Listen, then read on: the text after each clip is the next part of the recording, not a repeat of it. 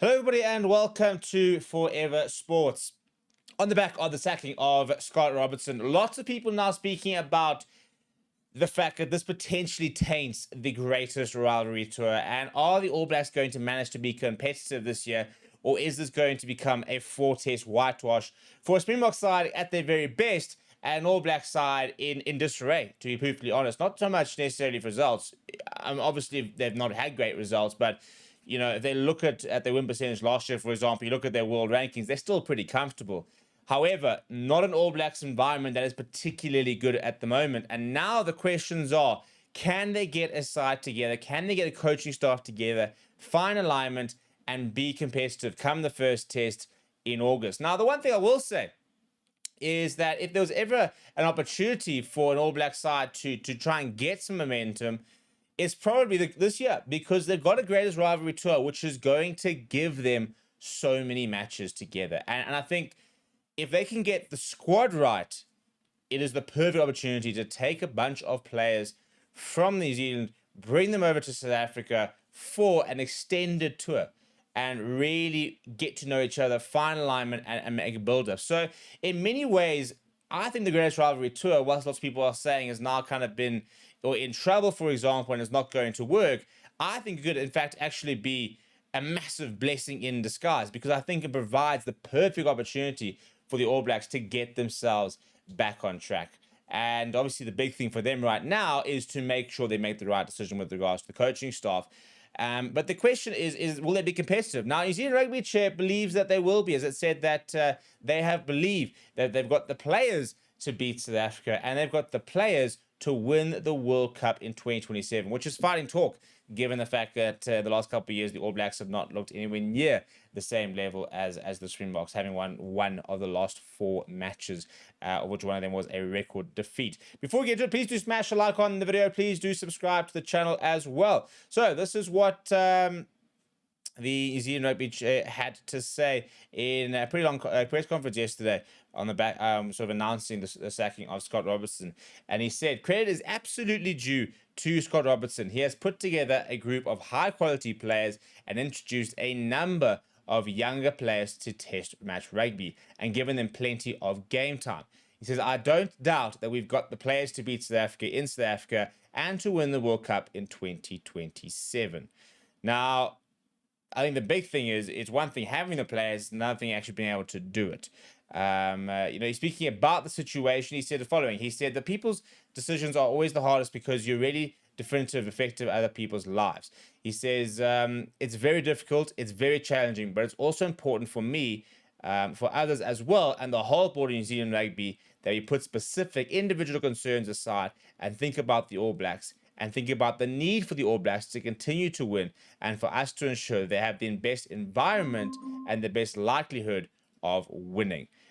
This is situation like this, it's much riskier not to change. And that's quite an interesting situation. We're basically saying that maybe that the change is going to be difficult, and maybe the change is going to rock the team a bit, but at the same time, not making a change, keeping things how it is, could be far more detrimental. And that's the decision they've basically made. I think it could go either way. I really, really could go either way. You've got an opportunity now to bring in a brand new coach staff, but the problem is it often takes at least 18 months really to imprint some sort of identity onto a team and to sort of see that. You need a proper preseason. You need a proper decent season. If you look at the Boks, for example, it took them a while when Rassie Erasmus came in to start adapting to the Jacques Nienaber defensive system, for example, the way that Rassie Erasmus wants to play and the likes of that. And the All Blacks have to now do that. Now, I think that there is a certain amount of what Kirk is saying is true in terms of there were some nice young players coming through. You think of Wallace Atiti, for example, and coming through. You think of some of the forwards that have come through in the last couple of years as well. Some of the backline players, the fact that, Rico Wani, who's, I think, been struggling out centre, has kind of been moved. The fact that we got Richie Mwanga, who's coming back, I think a lot of that was to do with Scott Robertson, for example. But, Josh Lord, for example. You've got lots of these players coming through. The question is now, obviously, they've got to try and find the right person to lead them. And can they find that alignment quickly, because in terms of test matches, they've got the 3 tests against the Boks, as well as one on the 12th of September somewhere, we're not entirely sure, and then you've got the 2 Bledisloe Cup games, you've got the incoming series as well as the outgoing series. So they've got lots of test match rugby this year. That's the one thing that they do have. They've got 6 tests outside the Nations League, which is going to be another 6 tests at least, but I think 7 tests obviously with whatever playoff they're in. So it's a nice opportunity for them, I think, to reset, to be honest, to press that reset button. And over and above the test match, there are also 4 franchise games. So they're going to get 16 matches together, a bit like the Boks had this year, which is a huge season. It's a very long season. It might be a very draining season, but in terms of having to try and find alignment and try and find a system that works a year out from a World Cup, this is probably as best of a situation as you're going to get.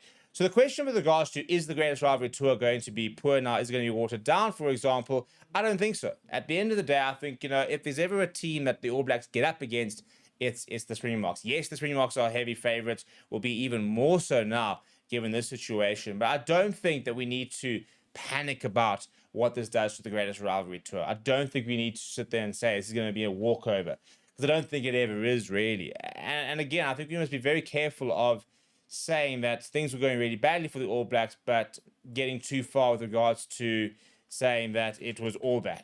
Because I don't think it was all bad. I just think that there was a disconnect between the players and the coaches. And I think that often sort of manifested in some of the performances.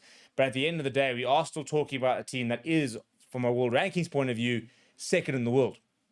So it is still the number 1 ranked team in the world versus the number 2 ranked team. Obviously, things might change as we go into the Six Nations, but I think we don't need to panic. I think that's the main thing. If you're worried about the Greatest Rivalry Tour not being a good watch, I don't think you need to worry about it. I think we're still going to get some great rugby. I still think that the opportunity to go watch a Stormers versus All Blacks, a Bulls versus All Blacks is going to be a great opportunity, a great watch, and I still think we're in for a really, really good Greatest Rivalry Tour. For me, it's just interesting to sort of see how big of a squad the All Blacks will bring, because that's also one thing. You get to bring in a bit of an extended squad, so you can have a look at other players, for example. So I think it's the perfect tour for them, to be honest. At the same time, I do think that they might obviously not be as settled, especially early on when the franchises take them. So if you're a Lions, for example, a Stormers, a Bulls, a Sharks, you must be sitting there going, well, I tell you what, if there was ever an opportunity early on in the tour, maybe a New Zealand team that wouldn't have played a lot together, just the 3 matches, to maybe try and sneak a result, this could be it. At the end of the day, the history books don't lie. So I do think that the Greatest Rivalry Tour will still be competitive, and I think that they'll peak come the Springbok tests. But at the same time, I think there could be opportunities for our local sides to give them a real go. And New Zealand Rugby will want that, actually. They'll want to have our local sides put up a fight and put in some big performances, because they'll want to play as tough opposition and put themselves in as many high-pressure environment situations as possible to get the best information about the squad.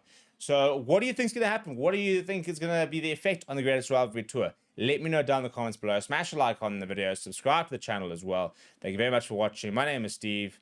I'll chat to you soon.